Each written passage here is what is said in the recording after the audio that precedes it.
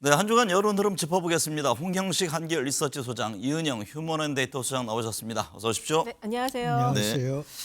홍 소장님, 윤석열 대통령 지지율 여전히 최저치 수준인데요. MBS 조사를 보니까 총선 이후 가장 낮은 수치입니다. 현재 대통령 지지율 의미하는 건 어떤 점이죠? 굉장히 지금 총선 직전 고점 대비 한 10%포인트 정도 지금 하락을 했는데 네. 문제는 하락 폭의 문제가 아니고 하락 내용이 문제입니다. 제일 눈에 띄는 것은 보수층에서도 긍정보다도 부정평가가 높고 네. 특히 이 지역적으로 보수의 봉산이라는 대구 경북에서조차도 긍정보다 부정이 배 이상 높게 나오는 경우도 있고 네. 이렇게 나오다 보니까 첫 번째는 이 보수층의 이반의 현상이 나타나고 있다. 두 번째는 국민의힘 정당 지지율보다 낮아요. 네. 항상 대통령 지지율이 정당 지지율보다 높아서 대통령실이 뭐 그나마 이 당을 끌어갈 수 있는 동력이 있었는데 지금 대통령 지지율이 정당 지지율보다 낮아버리면은 대통령실이 정치적으로 당을 끌어갈 동력이 약화돼 버렸다. 네. 이렇게 볼 수가 있습니다. 이은영 소장님, 네. MBS 조사를 보면 국정 방향이 올바르다는 응답이 11%포인트 빠졌는데요. 네. 향후에도 지지율 하락이 이어질 가능성이 있는 겁니까? 일단은 그 국정 방향이 올바르다 이런 질문은 이제 그 대통령에 대한 지지도와는 달리 어떤 신뢰성이라든지 죄송합니다. 그 방향성에 대한 부분을 물어보는 건데요. 이게 지금 40%에서 29%까지 하락을 했고요. 그다음에 30대, 20대에서 50대까지도 거의 지금 20%대 이내에서 그 방향성에 대한 평가를 부정적으로 하고 있습니다. 네. 그 대통령 지지율이 20% 떨어졌던 적이 한 두세 차례 있었는데요. 이게 대통령 지지율이 이렇게 방향성까지 옳지 않다고 볼 때에는 그 10% 또는 한 자리까지도 떨어질 수 있다고 말씀드릴 수 있겠습니다. 네. 홍 소장님, 지금 상황은 이명박 전 대통령 광우병 사태, 박근혜 전 대통령 국정농단 탄핵 당시와 비슷한 수준이라고 하던데 그때와 비교해 보면 어떤가요? 뭐 20%대 크게 봐서 그래 이야기하면은 말을 뭐 그렇게 우리가 비교를 해볼 수가 있는데 20%대라도 20%대 전반이냐, 20%대 후반이냐 이것이 차이가 있는데 아직은 20%대 전반으로 완전히 떨어졌다 이렇게 아직은 보기는 좀 어려워요. 네. 20%대 후반인데 뭐 그 정도까지라고 이야기하기에는 좀 더 지금 지켜봐야 되지 않는가. 만에 하나 25% 이하로까지 떨어지면은 그런 비유가 틀리지 않습니다. 네. 이은영 소장님, 네. 지금 저 최상병 특검법 국회 분하게 통과해서 이게 현안이 됐는데 네. 대통령이 거부권 행사할 가능성이 지금 점쳐지잖아요. 네. 여론 살펴보면 어떻습니까? 일단은 그 최상병 특검과 관련해서 특검 자체를 찬성한다는 의견이 67%, MBS 자료에서 67% 나왔고요. 네. 여기서 반대한다는 의견은 19%밖에 나오지 않았습니다. 잘 모르면 15%가 나왔고요. 그다음에 리얼미터가 한 조사에 의하면 대통령이 거부권을 행사하는 것에 대해서 반대한다는 의견이 55.4%, 찬성한다는 의견이 37.5%에 머물러서 어쨌든 그 최상병에 대한 특검은 그 여야 영수회담 이후에 이제 이태원 참사법을 합의를 해서 통과는 시켰지만 그것보다는 이거를 더 합의해서 통과시켜야 한다라는 의견이 높은 것으로 나타난 것으로 볼 수 네. 있습니다. 홍 소장님, 최상병 특검에 대해서 거부권을 만약에 대통령이 행사할 경우에 윤 대통령 지지율에도 어떤 영향을 줄까요? 지금 일단 여론에는 많이 반영이 되어가 있습니다. 여론에 많이 반영이 되어서 거부권을 행사한다고 해서 지지율이 뭐 크게 많이 떨어질 상황은 아닌데 지금 문제는 윤석열 대통령의 지지율이 굉장히 낮단 말입니다. 네. 문제는 이것이 지금 대통령 지지율 반등을 해야 될 상황인데 거부권을 행사하게 되면 반등을 하는 데 있어서 굉장히 큰 걸림돌이 될 겁니다. 네.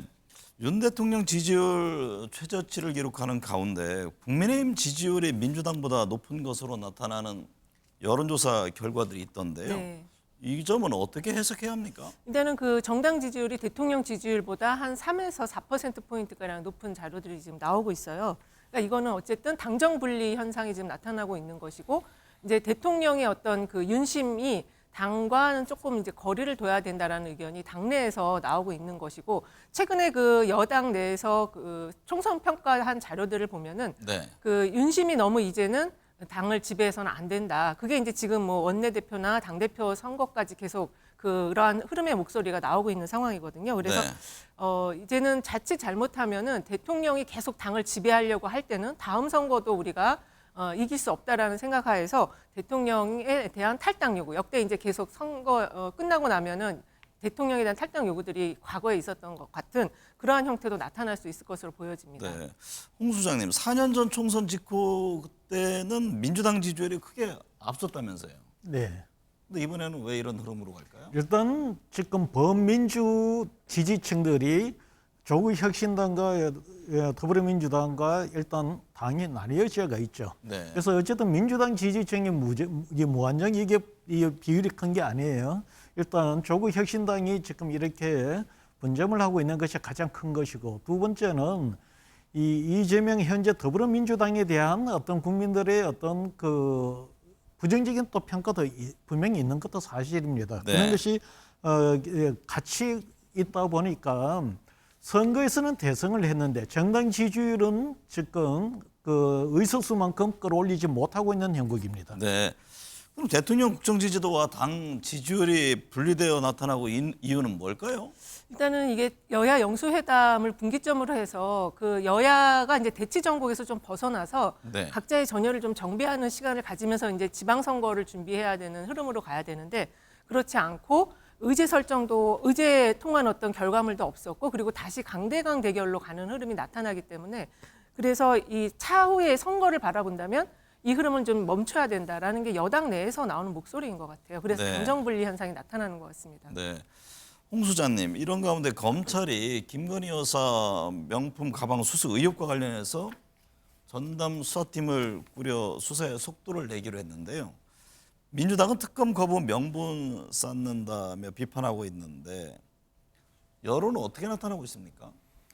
일단 우리나라 국민들은 법 적용에 있어서 이 공정한 법 적용 이것이 법치의 기본 전제로 생각합니다. 네.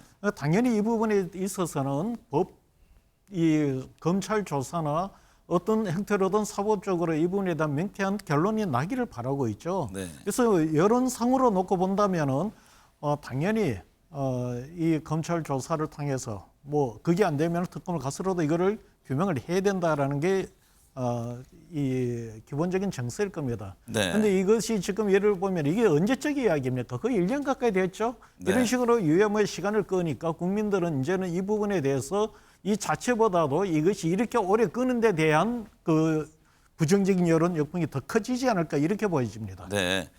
이 수장님, 네. 여야 모두 지금 당대표 선출을 앞두고 있습니다. 네. 미디어 토마토 조사를 보면 국민의힘 차기 당대표로 나경원 당선인 원희룡 전 장관이 양강 구도를 보이고 있다고 하네요. 네, 그렇습니다. 27일, 28일 뉴스토마토가 미디어토마토 의뢰로 한 조사를 보면은 나경원 후보가 차기 당대표로 17.7%로 1위로 나타났고요. 그다음에 원희룡 전 장관이 14.1, 윤상현 의원이 6.5% 순으로 나타났는데요.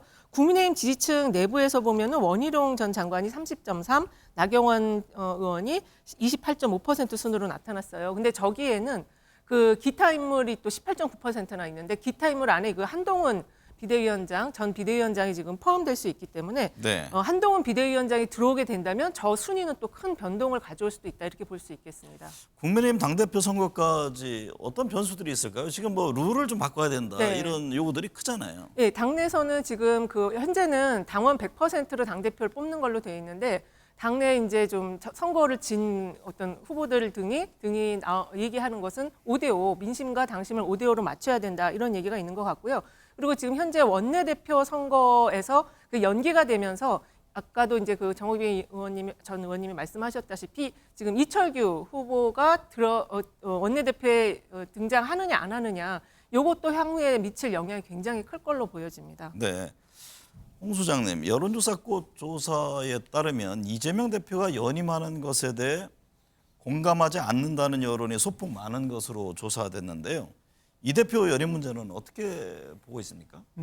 여론을 읽을 때 모든 것이 국민 전체 여론으로 갖고 해석하고 결정하는 건 아닙니다. 사실 네. 당대표 문제는 이거는 당내 문제이죠. 당내 문제죠. 예, 그러다 보니까 아마 이 부분에 있어서 국민 전체로 보면 이러했을 것이고 민주당 지지층이나 진보층을 놓고 본다면은 아마 거의 한 70% 전후 이재명 당대표가 연임해야 된다 이런 의견이 나올 것 같습니다. 그래서 제가 보건대는 이 경우는 아마 이재명 대표가 국민 전체의 어떤 민심보다도 당의 어떤 여론을 쫓아서 결정하지 않을까. 특히 본인의 사법 리스크 문제가 있기 때문에 더더욱 그렇게 될 거로 예상합니다.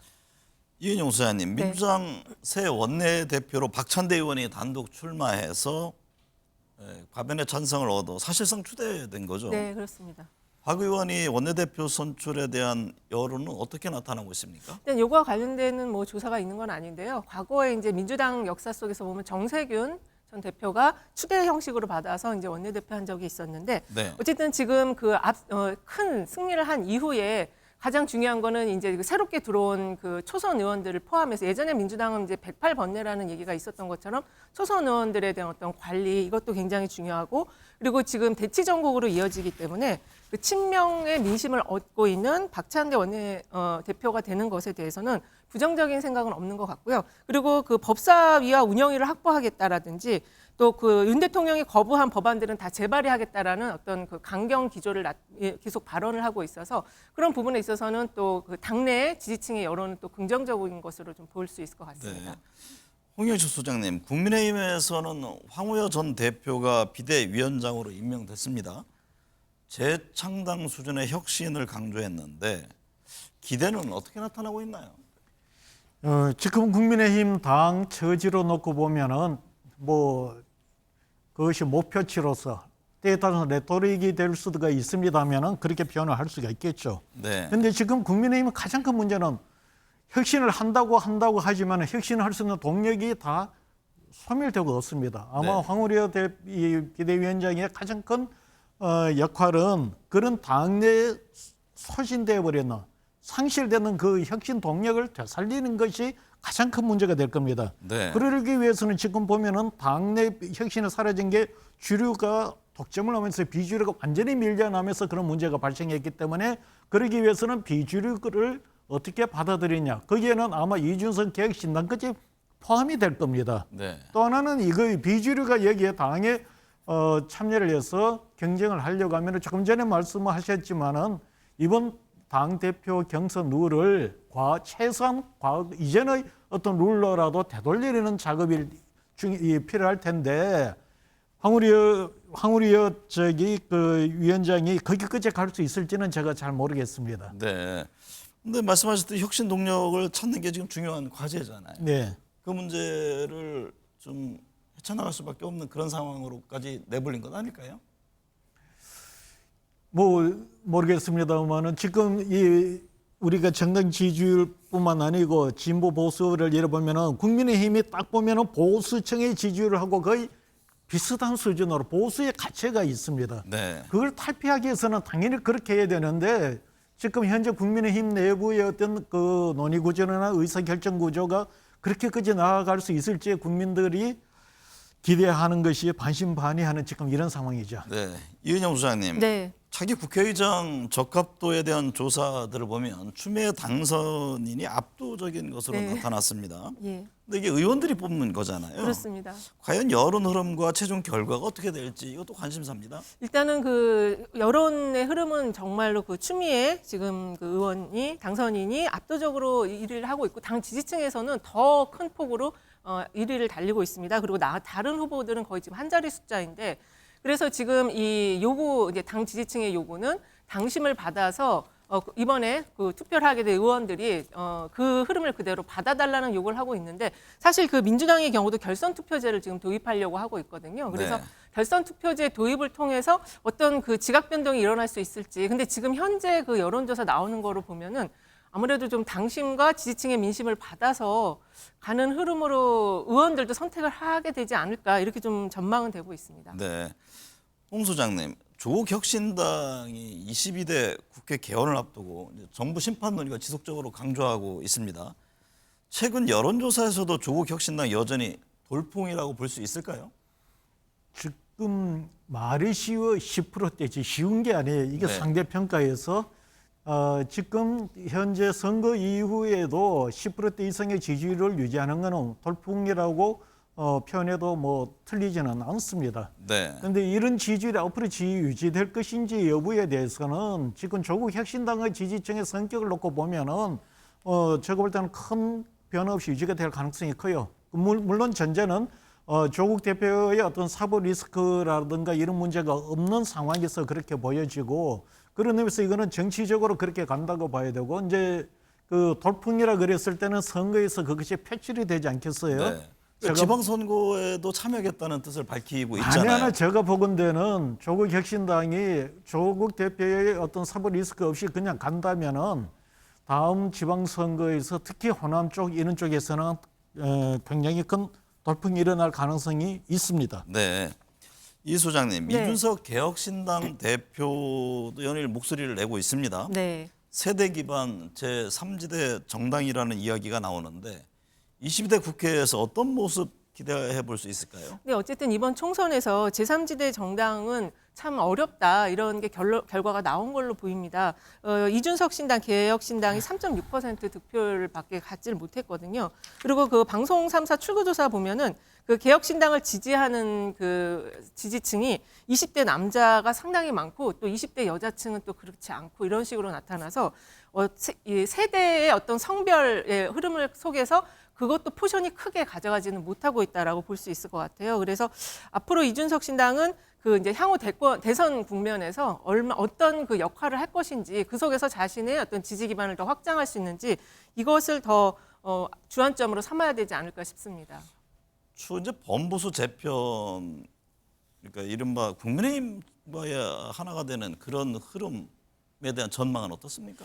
그래서 이제 그 이준석 신당, 그러니까 개혁 신당이 다시 이제 여권과 합쳐질 거다라는 얘기들은 있지만 그게 실제 선택하기는 칼라적인 면으로 봐서 그리고 지금 지지층의 흐름이 20대에 좀 많이 좀 포인트가 되어 있기 때문에 네. 좀 쉽지 않지 않을까라는 생각이 들어요.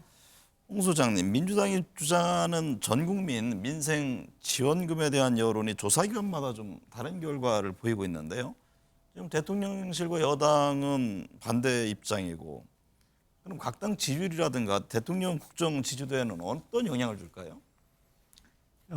이거는 대통령 지지에 큰 영향을 안 미칠 겁니다. 네. 여론조사마다 그게 성격이 다른데 이거는 진영의 이해관계가 반영된 여론조사예요. 네. 그래서 각 진영의 정치적 그 입장이 반영되다 보니 자기 진영을 굳히기 위한 하나의 어떤 이 정책적 제안이라고 보여지고 네.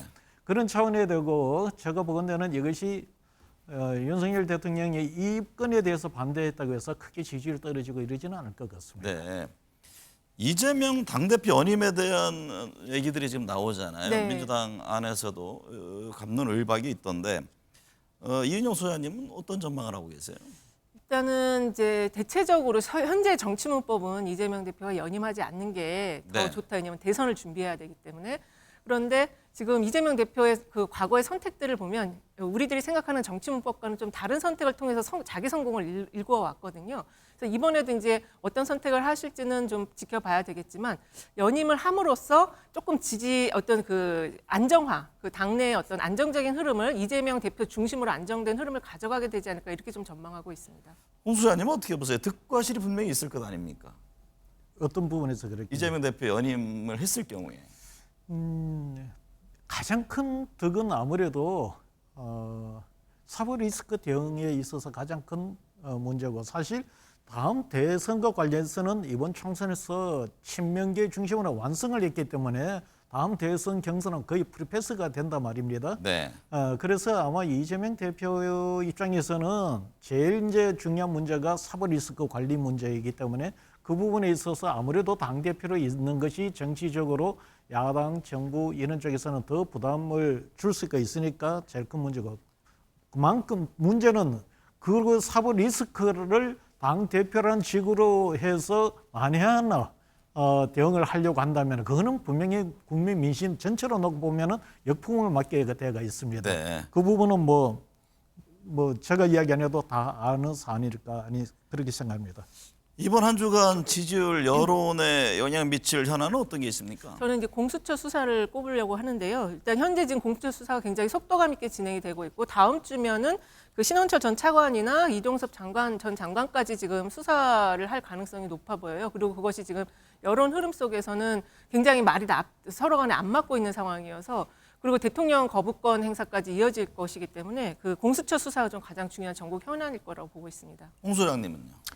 지금은 현 시점은 대통령의 시간이에요. 네. 예, 대통령의 시간에 있어서 민주당에 되고 특검법이나 여러 가지 그 입법 공시에 대해서 어떻게 대응하느냐, 또 원내대표 선출해서 당에서 대통령실에 어떻게 대응하느냐, 이 문제가 지금 가장 큰 변수가 되지 않을까 봅니다. 네.